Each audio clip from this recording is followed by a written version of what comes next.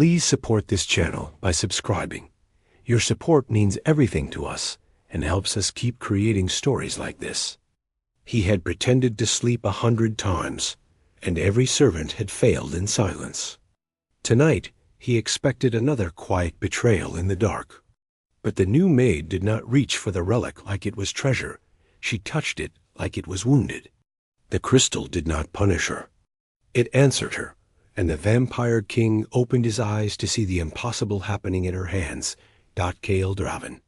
The vampire king of Dravenyard lay perfectly still on the crimson velvet couch in the throne hall, his chest rising so slowly it could not be seen, his body arranged in the exact posture of his death sleep, a state so deep that even seasoned assassins had failed to tell whether he was truly dormant or simply waiting. For 400 years he had used this same test, and for 400 years it had never failed him, because in front of the couch, on a black marble table, rested the heart of dusk, an ancient crystal that responded not to touch, but to intent. And anyone who reached for it with greed or curiosity would be punished before they could even understand what they had done, and their ashes would be swept away before dawn. The castle was silent except for the distant wind, and the 3 elite guards were hidden in the shadows, watching, waiting, just as they always did. Tonight's maid was new, a young woman named Elara, thin, pale from long work and poor meals. Her black uniform neatly washed, but clearly old, her shoes worn but clean. And when she entered the throne hall with her cleaning tools, she first bowed to the silent king, not in fear, but in quiet respect, then began her work without a single wasted movement. Kale watched her through a narrow slit of vision, already certain of how this would end, because they always noticed the crystal, and they always stopped, and they always reached. Elara noticed it too, but instead of stepping closer at once, she paused, her hand tightening slightly around the cloth she was holding, and for a moment she simply looked at it, not with hunger, but with something closer to concern, as if she were looking at an injured animal rather than a treasure. She finished wiping the nearest table, straightened a crooked candle, and only then slowly approached the marble stand, her steps careful, her breathing steady. Kale felt the familiar cold patience inside him, the part that had learned long ago not to hope. Elara raised her hand, hesitated, and then, instead of grabbing the crystal, she gently placed her fingers against its surface, as if testing the temperature of water, and the world did not end. The heart of dusk did not burn her, did not scream, did not shatter her from the inside. Instead, it began to glow more softly, its wild, unstable red light slowly turning into a calm silver shine, and a low, almost musical hum filled the hall. Kale's eyes opened fully before he could stop himself. He rose from the couch in one smooth movement, and in the same instant, the guards appeared from the shadows with their weapons aimed at the girl. But she did not scream or run. She only looked at the crystal with wide, worried eyes and whispered that it felt like it had been in pain for a very long time. Kale stared at her as if she were something that should not exist. He ordered her to step back, and the moment her hand left the crystal, the light dimmed again, as if disappointed. He questioned her, but she could not explain how she knew what to do, only that the crystal felt sad and broken, and that touching it had felt like remembering something she had never lived. He tested her again with other small relics in the hall, and each one responded to her in small but impossible ways, enough to make the air in the room feel heavy with a truth he did not want to face. By the end of the night, Kale gave a command that shocked everyone, including himself. Elara would not sleep in the servants' quarters, and she would not leave the castle without his permission. She was to be watched, protected, and studied. Elara thanked him quietly, still confused, still afraid, and followed the guards to her new room, not knowing that far below the castle, in a chamber sealed for centuries, something ancient had just begun to wake. And as Kale stood alone again with the heart of dusk, watching its light slowly change, he realized with a cold certainty that this simple maid had not only survived his test, she had just become the most dangerous secret in his kingdom. He told the court it was for security. But everyone could see the truth in his eyes. The maid who should have been forgotten was now placed where no servant had ever been allowed to sleep. And the more the castle whispered about her, the more danger quietly walked closer to her door. Elara did not sleep that day. Not really, because the room she had been given in the East Tower was too large, too quiet, and far too clean for someone who had spent most of her life in shared quarters and broken houses. And every time she closed her eyes, she saw the silver light of the crystal and felt again the strange warmth that had answered her touch. When dusk came, a servant brought her new clothes, simple but well made, and a message that she was to report not to the kitchens or the halls, but to the small relic chamber near the inner library. The walk there felt longer than it should have, not because of distance, but because every guard she passed looked at her with a mixture of fear and curiosity, and every servant whispered her name as if it were already a story. Kale Draven was waiting for her when she arrived. Standing near a table covered with old objects, his posture calm but his eyes sharp. And without greeting, he asked her to tell him again what she had felt when she touched the heart of dusk. Elara tried to explain that it was not a voice, and not exactly a thought, more like a memory that did not belong to her, but still felt familiar. And Kale listened in silence, his expression giving nothing away, then asked her to place her hand near, but not on, a small cracked mirror that had not shown a clear reflection in 2 centuries. The moment her fingers came close, the surface of the mirror stopped trembling and became still, and a clear image appeared, and the guards who were watching exchanged uneasy looks. Over the next hour, it happened again and again with different objects, not in dramatic flashes, but in quiet, undeniable ways. And when it was over, Kale dismissed everyone except her. He told her she would continue her work as a maid, but she would also train, and she would not leave the castle without his knowledge. And when she asked if she was a prisoner, he answered that prisoners did not get choices, and she was being given one to help him understand what she was, or to spend the rest of her life being feared for what she did not understand. She chose to stay because she had nowhere else to go, and because some part of her felt that she had been walking toward this place long before she ever knew its name. That night, as she cleaned a quiet corridor, she heard 2 servants argue. The relics were no longer silent, and neither was the past. Every time she touched something ancient, another secret tried to wake up. And somewhere in the castle, someone decided the maid should not live long enough to remember who she truly was. In the days that followed, Elara's life settled into a strange and exhausting routine. Half servant, half student, moving between quiet corridors with her cleaning cloth and hidden chambers with her trembling hands. And the castle itself seemed to react to her presence in small ways. Doors that had been stiff opening more easily, old lights burning a little steadier, and even the guards beginning to look at her with something closer to respect than suspicion. Kale watched all of this without comment, but he noticed everything, especially the way the relics responded before she even touched them, as if they were waiting. In one chamber, a rusted sword that had not been drawn in 300 years stopped humming with angry magic when she stood near it.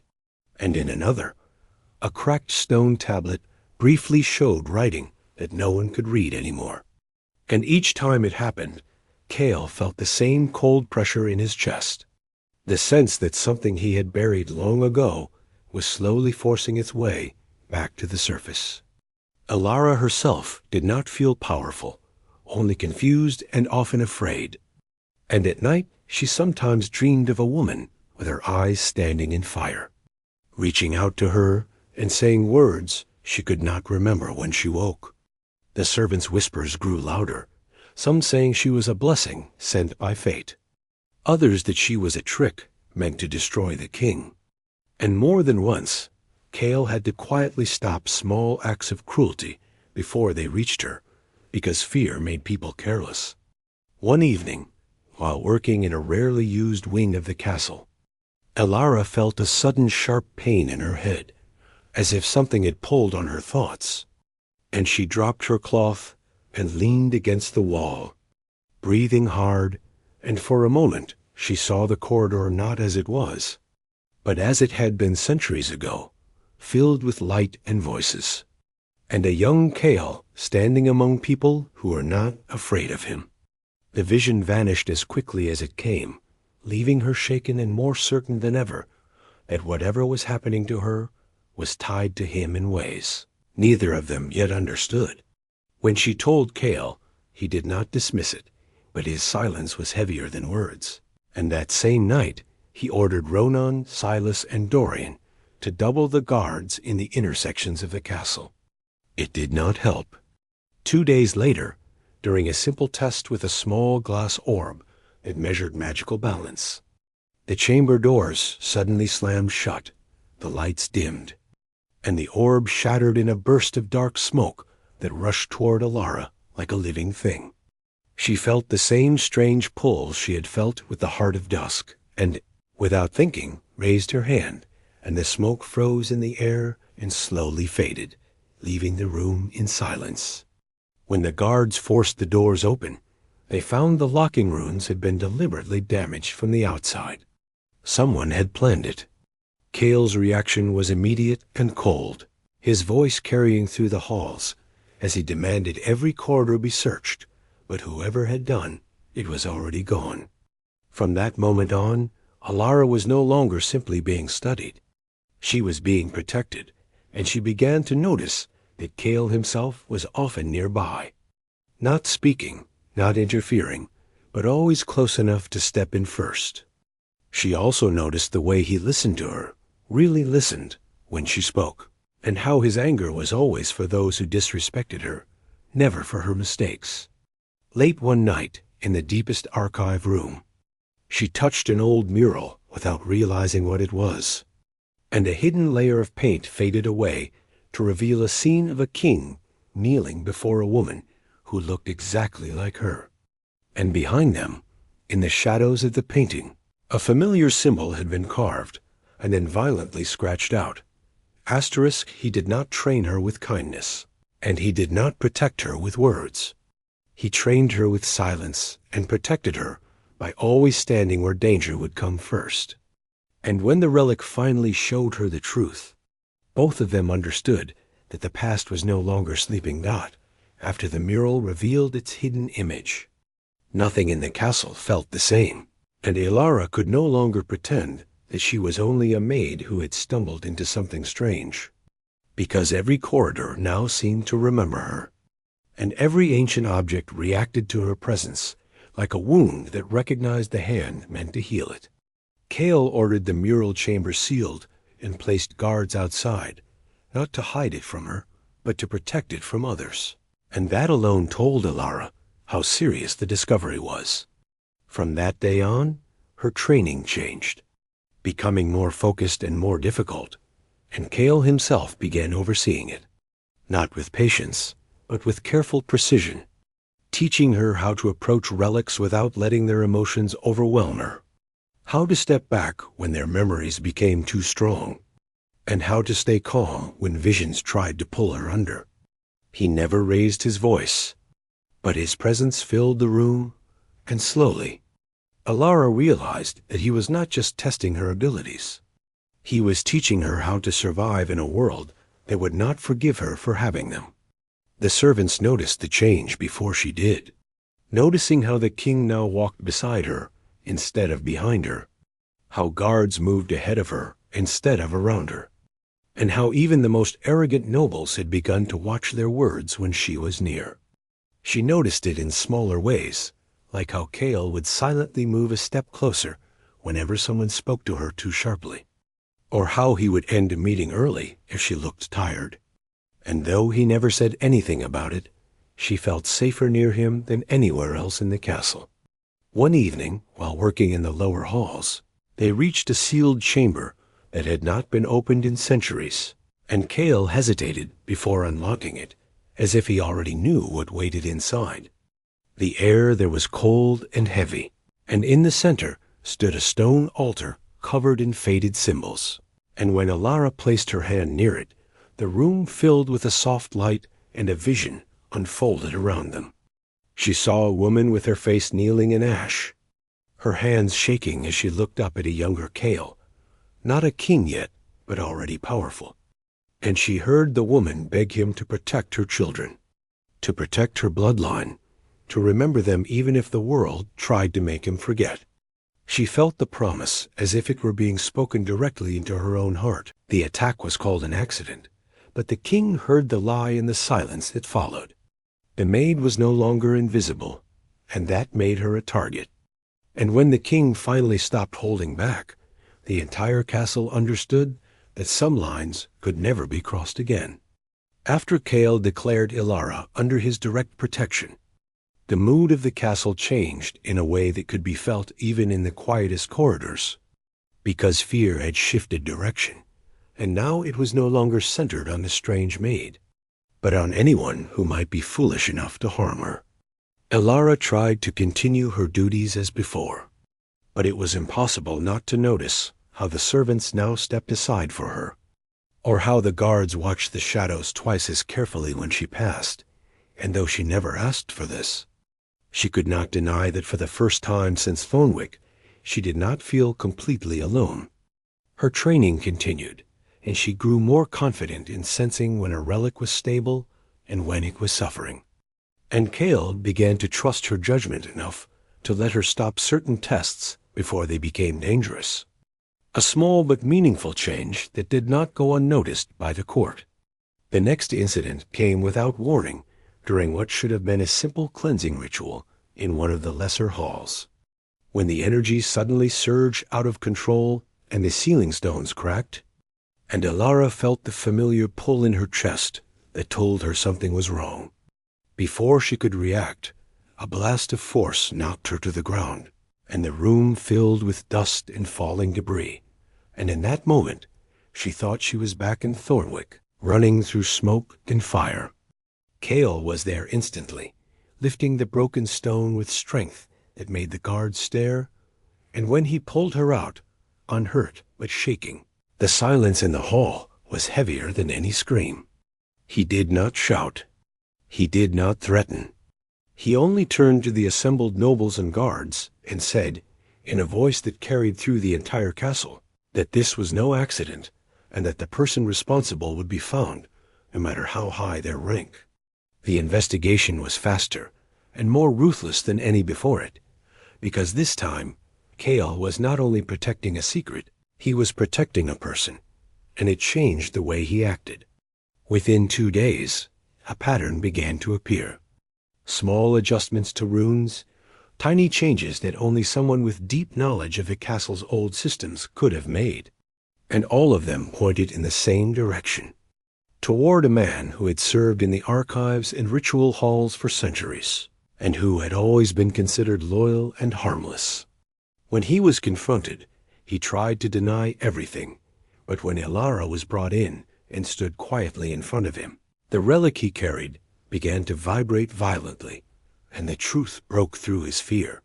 He admitted that he had been ordered to weaken the protections, that he had been paid in old coins and promised safety, and that the name behind the orders was one that made even the guards tense, a name that had not been spoken in open court for generations, the same name that had been scratched out of the mural and whispered in old records. Kale did not need to hear more. He had heard it in his own memories before they were taken from him.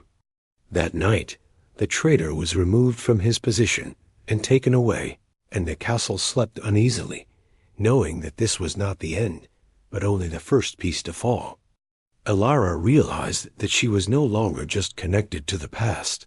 She was standing in the middle of a conflict that had been waiting centuries to restart.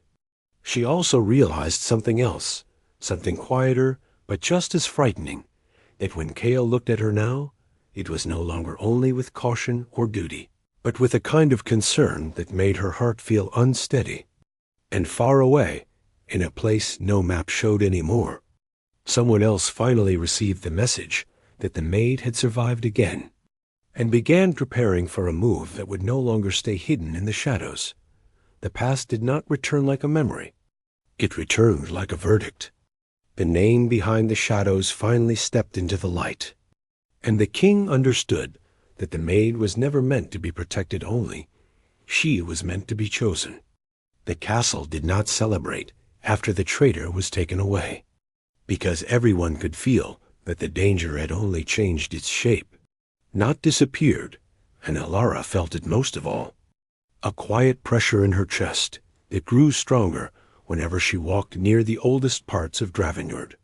Kale ordered the inner gates sealed, and the night patrols doubled, but he also did something no one expected.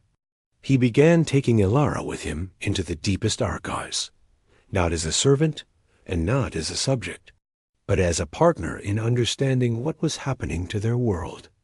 There, among books that had not been opened in centuries, they found the same name again and again, always connected to broken alliances, stolen magic, and the fall of the bloodline that had once served as the bridge between relics and kings.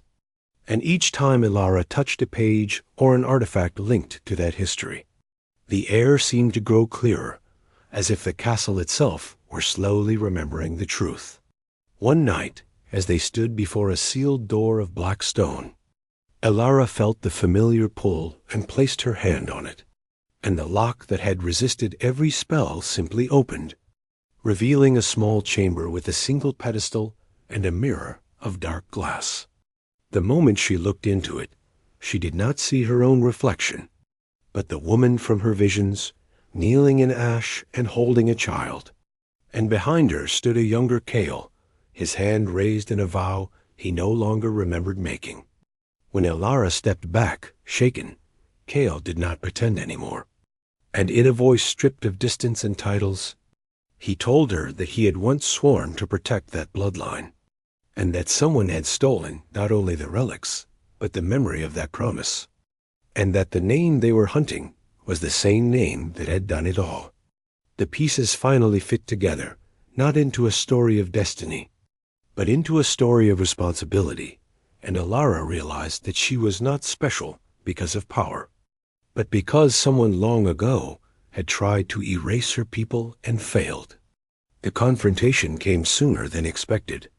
When the castle's outer alarms rang and a small group of attackers breached the lower gates using symbols that only the inner circle should have known.